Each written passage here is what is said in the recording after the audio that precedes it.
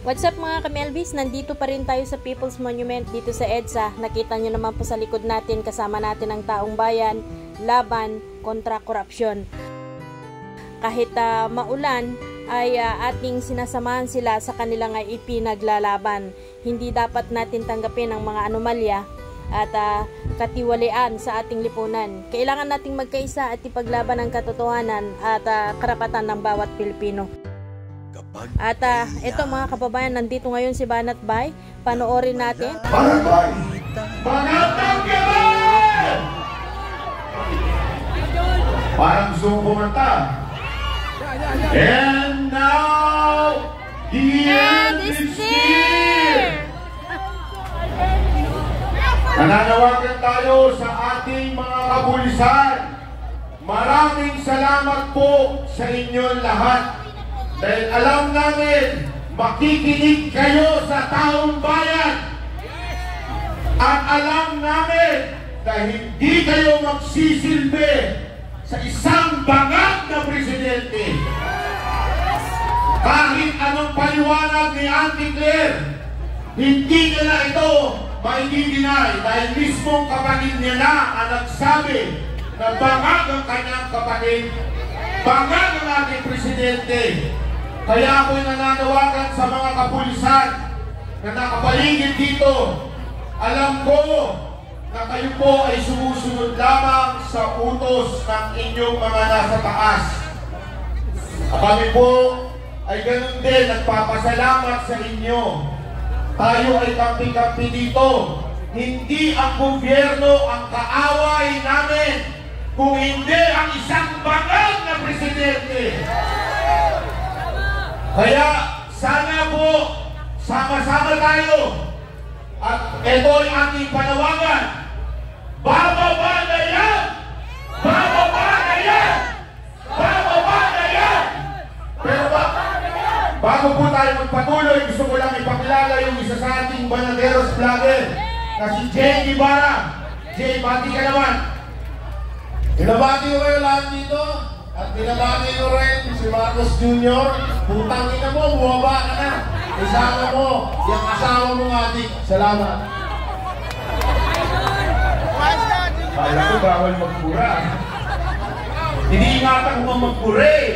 Anyway, yun lamang po. Ako nagpapasalamat sa lahat ng organizer dito.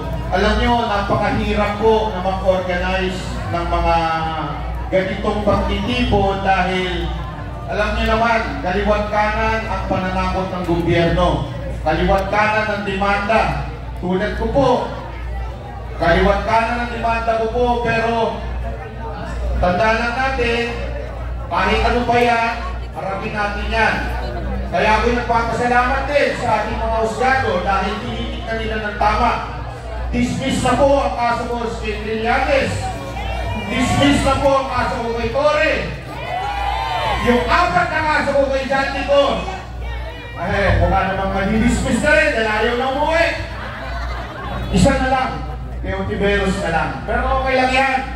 Dahil alam naman natin, nasa katotohanan tayo, hindi tayo nagsisinungaling, hindi tayo gumagawa ng kwento, tayo ay para sa bayan lang at alam natin naman na madidismiss yan. Gayun pa man, tayo po'y nagpapasalamat sa lahat po ng mga kasama natin dito, lalo-lalo na sa mga retired general. Napakahirap po sa kanila tumayo dahil siguradong kaliwat kanan ang pag-uusik sa kanila, pero nanindigan sila sa ating bayan. Alam niyo po, ito lamang po pag pinapanood natin yung mga history na movie natin sa Pilipinas. Di ba ho, nakita natin ang pinagdaanan ng mga bayani natin. Ngayon po, napakahirap maghanap ng bayani. At dahil ngayon, nang ginawa na po, ako po, alam niyo po ako na galit po ako sa mga Marcos. Mula simula, kahit po kay Senator Amy. Ngunit nagpapasalamat tayo kay Senator Amy na ginawa niya ang isang matinding sakripisyo na ilaglag ang kapatid niya at sabihin ang katotohanan. Maraming salamat, Senator Amy. Para sa bayan, tuloy-tuloy natin itong ipaglaban. At alam nyo, marami tayong balita na talagang unti-unti na nag-withdraw ng support ang ating mga uniform personnel. Alam niyo po, lagi niyo lang tatandaan at huwag kakalimutan. Sabi nga nila, yung amin daw ni Zaldico ay timing, tiniming daw ni Zaldico. Hindi po ako naniniwala doon. Ang nag-timing po nito ay walang iba kundi ang Panginoon. Nagsalita si Marcos na 5,500 at flood control project na success niya. Kinabukasan, binagyo at bumuha. Panginoon na po ang nagkikisig sa bawat Pilipino. Kaya nga po, patuloy tayo. Humihingi ako sa inyo ng isang bagay lang. Mapayapa at legal na paraan. Dahil sabi nga nila, sinisisi nilang Iglesia ni Cristo. Bakit daw kasi nyo niluklok? Bakit nyo pinayagan itong si Marcos na matugtog sa pagiging presidente? Nakalimutan po ata nila ang Romans 13 verse 1 na nagsasabi, submit to the authority that in all authority it comes from God. Ang Diyos po ang nagluklok kay Marcos. Ngunit, hindi kasalanan ng INC o tayo mga nabudol o kung sino man at lalo-lalo na ng Panginoon kung ang isang tao ay naging corrupt. Ang tawag doon, free will. Malayang pumili si Marcos na kesa pagsilbihan kayo at tayo, nagnakaw siya sa ating bayan. Kasalanan niya ito, hindi kasalanan ng mga bumoto. Nagtiwala tayo sa kanya, hindi niya tinupad ito. Kaya napapanahon na para bumaba si Marcos. Maraming salamat po sa inyo lahat. Thank you po.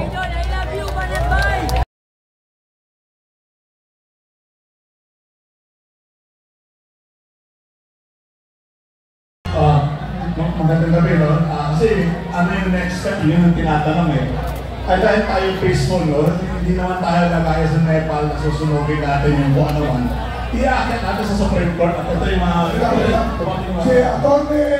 Mel Magdalo, ang lawyer ng United People's Initiative, ating legal counsel. Sige po, ayoko sana magsalita, pero ganito po kasi, no?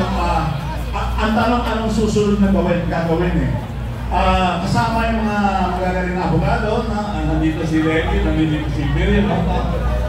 Pupunta tayo sa Supreme Court, meron tayo ipapayag. No? Tapos, ipapaalala natin sa Protector of the People. Sino yung Protector of the People? Ano ba nung araw, noong 1986, ang sabi ng Protector of the People, nandun pa sa kabila, my loyalty is to the Constitution and to the duties of my office. Sabi ng Chief of Staff Fidel Valdez Ramos. Nung sinabi niya, my loyalty is to the Constitution, nagpalakpakan ng mga tao. Tapos yung kasunod na sinabi niya, and to the duties of my office, hindi na narinig ng tao dahil sa lakas ng palakpakan. Ano nangyari kay Fidel Valdez Ramos? Naging president. Okay. Tapos, noong 2001, ang sabi ni Angelo Tomas Reyes, in behalf of the 130,000 Armed Forces of the Philippines, I withdraw my support from this government of Joseph Estrada.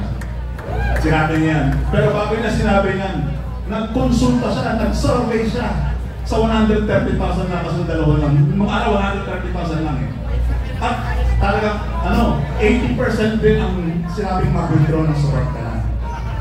Ngayon po, gumagawa din tayo ng mga survey internally. At kung gustong pasahin, pag-aralan ni yung naka-upong Protector of the People ngayon, kung gaano maka-accurate yung survey natin sa loob ng Armed Forces of the Philippines. Ang lumalabas 80% ang pabor. Ngayon, kung may tula si pangalan naman lang, si Protector of the People natin, kung nagtutula siya, masahin niya yung methodology namin, para namin na nag-reach yung 80% na. Baka ngayon 90%, baka 95% na yung yung mananawagan ng withdrawal of support. Yung pag nag-withdraw ng support, hindi yan labak sa batas.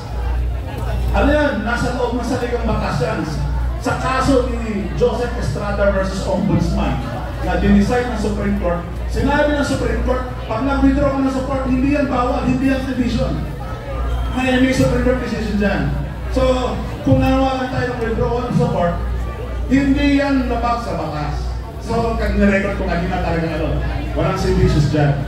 Kaya kung ayaw naman ni Brownler, kung ayaw niya na withdraw ng support, di mag-deposit na lang siya ng support. Kasi kung mag-withdraw ka, pwede ka rin mag-deposit. You withdraw support from, kasi kung mag-withdraw ka, magkaroon na, wala na siya mag-withdraw. Zero balance na eh. Pwede siya mag-deposit ng support. Kasi, mamili, I deposit my support in favor of Paano na kayo mag-isip ko sino yun? Pero, bakit People's Initiative? Sino ang inulok sa kapangyarihan? Bakit People's Initiative? Kayo, hindi politiko, mga pangkaraniwang tao, tayo lahat. Yun po ang People's Initiative. Tayo ang inulok sa preso, hindi yung mga politiko. Yun lang po. Thank you very much.